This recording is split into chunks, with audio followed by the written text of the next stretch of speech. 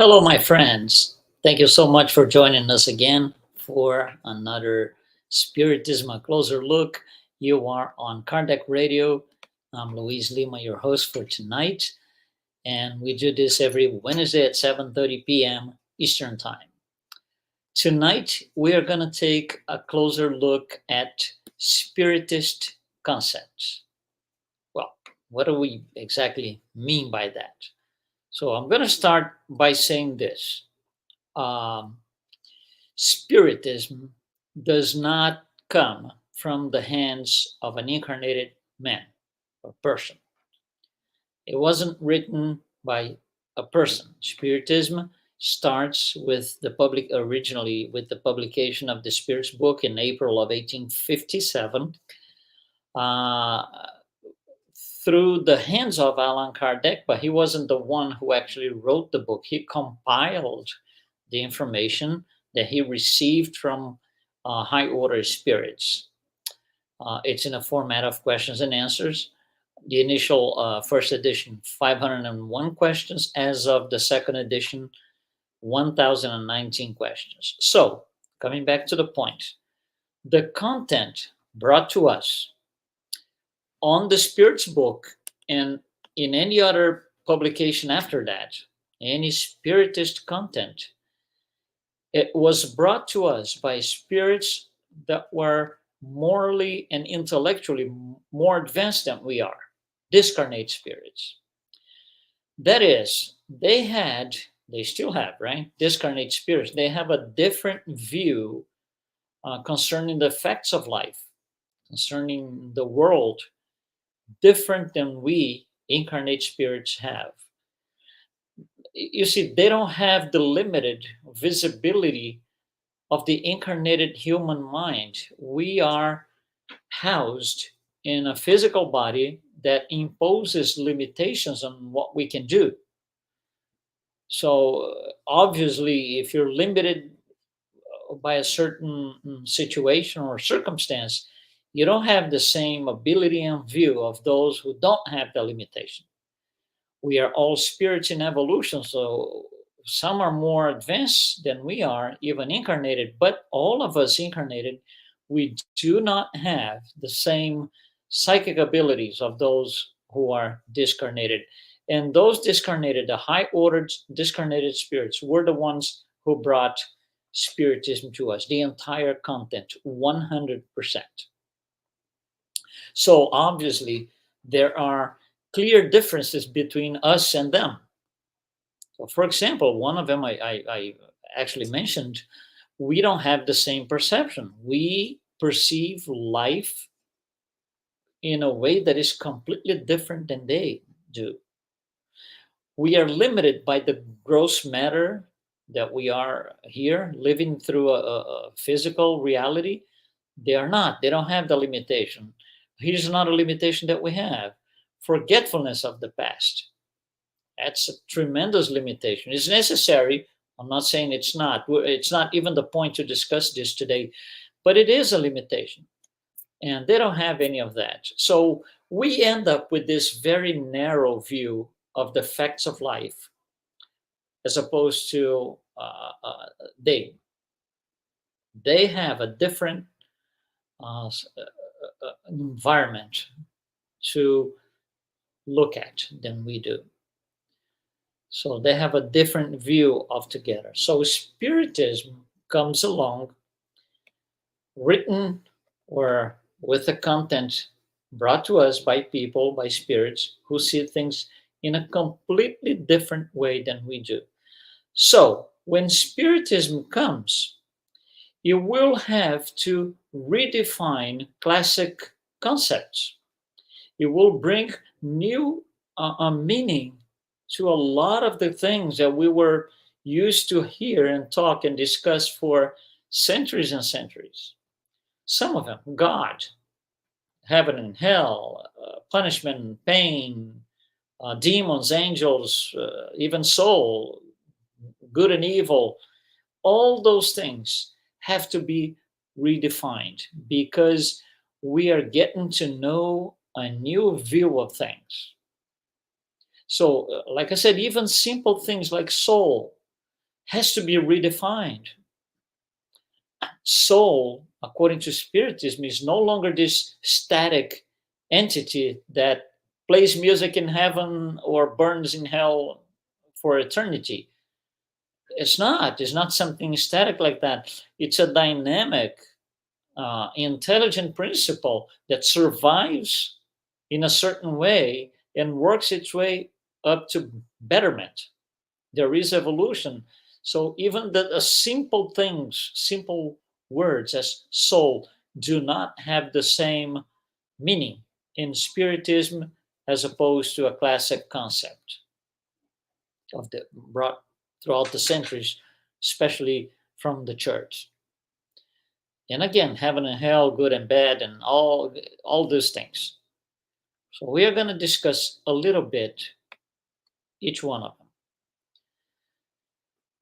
So God, what happens, for example, let me try to explain how different this is, and uh, uh, how much we have to, or how much effort we have to put in to understand the new concept. Otherwise, we don't grasp the right meaning of things.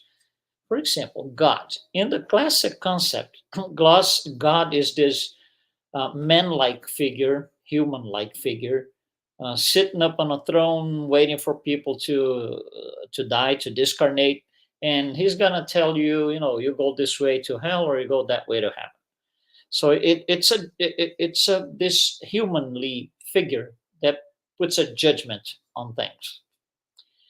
In Spiritism, if you're gonna read Spiritist literature and the word God shows up, if you read that phrase with the word God and you bring the classic meaning of this humanly figure, sitting up on a throne, nothing is going to make sense. This is no longer Spiritism. So we have to discard altogether the classic concept of God and understand that when Spiritism mentions God, it has nothing to do with human like figure. Is this, uh, uh, uh, supreme intelligence as defined in Spiritism, first cause of all things? If we read Spiritist literature with the classic God concept in mind, it's going to be trouble. We are going to miss some things. We are going to misunderstand, and this is the goal. If we misunderstand, we lose the ability to get the benefits that Spiritism brings to us, which are many, many, many. It's a beautiful thing, beautiful philosophy. So God, we could go on and on and on. Let me just give you a couple of examples. Heaven and hell, right? Heaven and hell, if we go by the classic concept, and the classic concept of heaven and hell in Christianity was kind of imported from paganism. So heaven is this place, is a physical location, physical place where angels live and they play, instruments and music. And hell is this place where, bad people burn eternally. You see, we need to get away from the idea of heaven and hell being places. They're not physical places. There is no GPS that takes you to heaven. There is no GPS that takes you to hell. There is no address. Heaven and hell are states of mind that we create. Nobody creates heaven for us. Nobody creates hell for us. We do that ourselves. It's our full 100% full responsibility. So if I feel like I'm living, in paradise, in heaven, it's because I'm doing the right thing. I'm living my life according to God's laws and the natural laws. If, on the other hand, I think my life is hell, everything is wrong, and nothing goes right, it's because this is what I'm creating. I'm doing everything wrong. I'm going against the God's law. Punishment is another thing that has to be redefined. Punishment is not something that comes from outside. Somebody is going to look at me and say, "You are going to be punished because you did this and this and this and this." No, punishment is a state of acceptance of wrongdoing. That's it. So I accept that I did something wrong. So I'm going through this. It needs to sink in first, and then I'm going to work my way out of this. So it's a process. This process is punishment. It's me analyzing my situation. What did I do wrong? Should I have done this? Should I do this again? Should I do differently? How can I do differently? How can I get better? How can I avoid going through this thing again and again? Oh, punishment, pain, same thing, pain. Pain is not, somebody's outside is trying to punish us and beating us. No, it's what we feel when we realize we are going against God's laws. And many other things we could be talking about here. Angels, demons, and good and evil. It's all the same thing. I'm just bringing a general idea that Spiritism from the get go had to redefine all of these things, all these classic concepts. Sorry. So Spiritism becomes this, we could call this a portal. A portal. We are, just imagine a portal here. We are living in one side of this thing. Discarnate spirits are living on the other side. So obviously, when we both look at life and the world and the things, we don't see the same way. When I'm here's a portal. When I'm living on this side here and I have my opinions, I'm looking from here through the portal, trying to guess what happens after the portal, after death. Those who are on this side look through the portal and they see those discarnating coming in. That's a completely different view. One sees people going, the other sees people coming in. So obviously, we can't, be thinking the same thing. So spirit, and that's the beauty of Spiritism, and that's what I think a lot of us Spiritists we miss on that. Spiritism teaches us how to look at life from the other side of the portal without being dead. Living here, we are living beings, incarnated, but we could set our minds, set our tone as if we were on the other side, as if we were looking at things from the other side. And that's what Spiritism, that's what the purpose of Spiritism, to give us that. It's a tool that will give us that. So we learn how to think as if we were on the other side of life. And that will give us a lot more clarity and perspective on life in general. It's interesting. Think about this, for example. Sometimes we are talking to somebody, just talking to somebody, and we are having a hard time. It's not a fight, not at all, please. We're just having a hard time understanding what the person is trying to tell us, or vice versa. That person we are talking to is having a hard time, clearly having a hard time understanding what we are trying to convey. So, if we could understand exactly the line of thought of that person, how that person thinks, what makes these people, what makes that person happy, unhappy, what does she like, what does he like, it would be a lot better for us. We would get along much better. We would be able to get a more clear view on the subject from that person's perspective without having to be that person. Similar, when we are in a Spiritist center, especially volunteers in a Spiritist center, and somebody comes new into the center, they come in, they introduce themselves and say, "Oh, I hear about Spiritism. I'm interested to know." And they usually, most of them, come from a different belief system. it would be better for us if we understand their belief system. You see, it's not nothing to do with convert to a different system, belief system, please. If we understand what they come from, what their concepts are, it would be a lot easier for us to get along with them, understand them, and bring them in with uh, under better circumstances. If we do not understand at all where they're coming from, if we know nothing about, absolutely nothing about what they believe in, their belief system, their religious experiences, whatever it is, it's going to be hard. We can go head to head with them, which makes everything more difficult for us and them, and we end up not achieving our goals, which is you know receiving people, or helping people who come in seek of rescue in a spiritist center.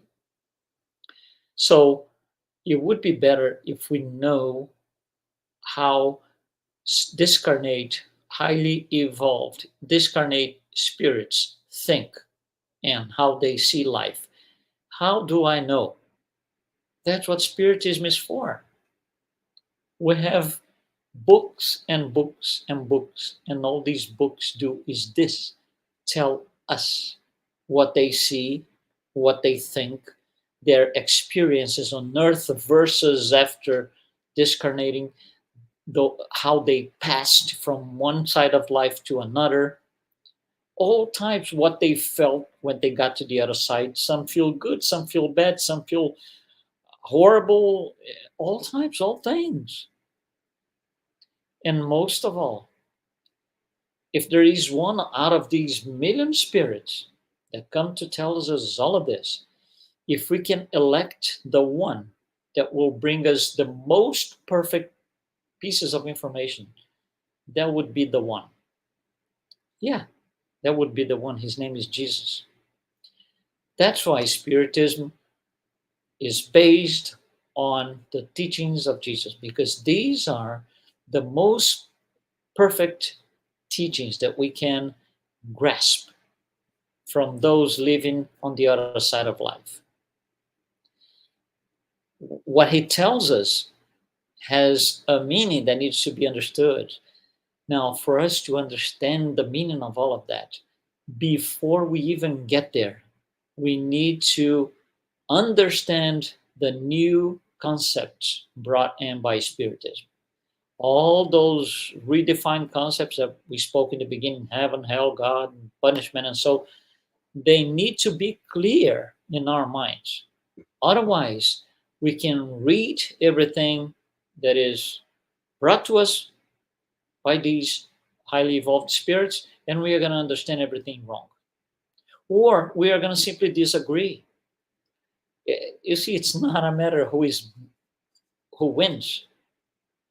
It's not this. It's not competition. It's not that, oh, they told me this, I don't agree. I think they're wrong. This is not what it is. I'm not judging any of those people, those spirits. I'm just happy that I can grasp that information. It's going to make me better, and I'm going to work with that information for my own benefit, for my own betterment. So, one of the things that I need to briefly touch on, which I think I did a couple of times in the past year or so, think about one of the great, I would say, question marks when it comes to us understanding, which is good and evil. Good and evil. Well, things happen, bad things happen. Then we rebel, we revolt.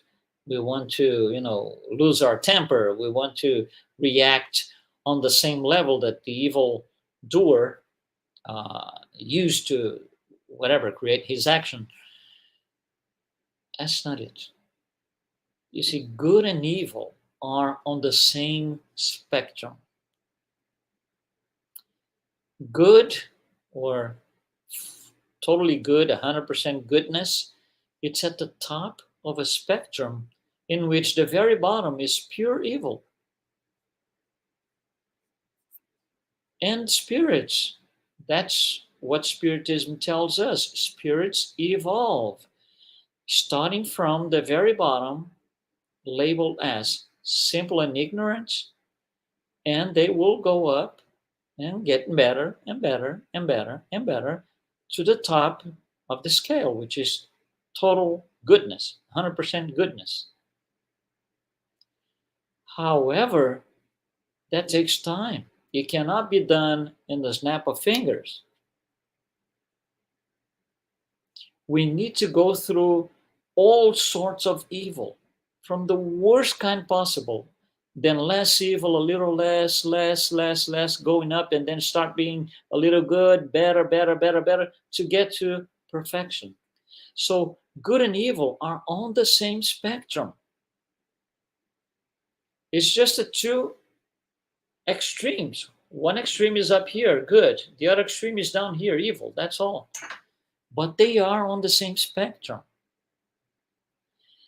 And this is for everything. Patience, impatience, same thing, part of the same spectrum. Tolerance, intolerance, part of the same spectrum. Happiness, unhappiness, part of the same spectrum. So, when you think of this, in order to get to full, let's say, to be 100% good up here on that spectrum, we need to go through everything possible here. So we need to go from the worst kind of evil, all the way up, making our way up, all the way to being 100% good. Which leads us to the following, and this is serious. The seeds of goodness are in the evil. It sounds very strange. I know it does. But it doesn't. When you look from the other side of life, it doesn't sound strange when you look from the other side of life. Our imperfections house the seeds of perfection. Our wrongdoings house the seeds of righteousness. Like I said, our evil actions house the seeds of goodness. And how come? Well, because I'm very, very evil down here. Less evil, less evil. And I go like, oh, I don't want to go back here. It's horrible. So I want to get better and better and better and better. So we work our way up by getting rid of evil and using what we have, which is our spirit, to create good things. The seeds of goodness are in us. The laws, question 621 in the Spirit's book. Right? We have God's laws in our conscience. So from our end, from this side of the portal, we can't see clearly, but discarnate spirits can, and they come to us to tell us for free. For free. They'll come to us and this is it. Obviously, it takes time for us to develop all these seeds that we discussed. We can't just do in one life. And that is why we need several lives. That's the other concept in Spiritism that changes the classic concept of reincarnation. It puts meaning and purpose to reincarnation. Reincarnation is not only this mystic thought of, oh yeah, I want to come back. Oh yeah, I want to play again on earth. No, there's a tremendous care in us preparing our next reincarnation because we want to do better. We want to be better people. So reincarnation becomes a necessity. It's a reality and a necessity, not a mystic thought. And the meaning and purpose of reincarnation are very clear in Spiritism. Number one, purpose of reincarnation. Two main purposes. Number one, progress of the soul. development of the soul, betterment of the soul. So we come back several times over and we get better every time. Now, there's another meaning to reincarnation, which is for the spirit to sustain their part in the creation. It's written in the Spirit's book. What exactly does it mean? It might sound a little tricky. Let's take a simple example. Let's say you want to be, you're a young girl, young boy, and you want to be a doctor. Okay, so can you be a doctor tomorrow morning? No. You have to go to school, elementary school. You have to go to high school. You have to go through university and then residence. It's a long, long, long process that requires effort and merit, hopefully, but it requires us to invest in ourselves. Only when I do all of these things and I get past all these milestones, then I can do my part, which is be a good doctor. You know, have people in my, my office and give advice for people. Only then I can sustain my part. It's the same thing with spirits. All spirits have a mission in creation, but to get to the point where they can, as of a certain point, be on that mission, 100% vested in that mission, they need to be prepared. They need to prepare themselves until they can sustain their part in the creation. This is what Spiritism is telling us. The soul needs to be lapidated, needs to be prepared so it can sustain, spirits can sustain their part in the creation. So this is Spiritism, and it brings new concepts. It does. Oh yeah, it does. Absolutely. And once again, I'm going to rephrase this. Especially if you're new to Spiritism, relatively new, and you come from a different belief system, if you read Spiritist text, teachings, books, and these concepts are being mentioned, you need to make sure you understand them within the Spiritist framework. God is not this judgmental being. Heaven is not a place. Nothing like this. If we mix things up, we are creating a personal Spiritism, which not necessarily is Spiritism at its core. That's my message for tonight. Thank you very much for participating with us. We are going to be here, as always, next Wednesday, 7 p.m. Eastern Time. Thank you so much. Be well.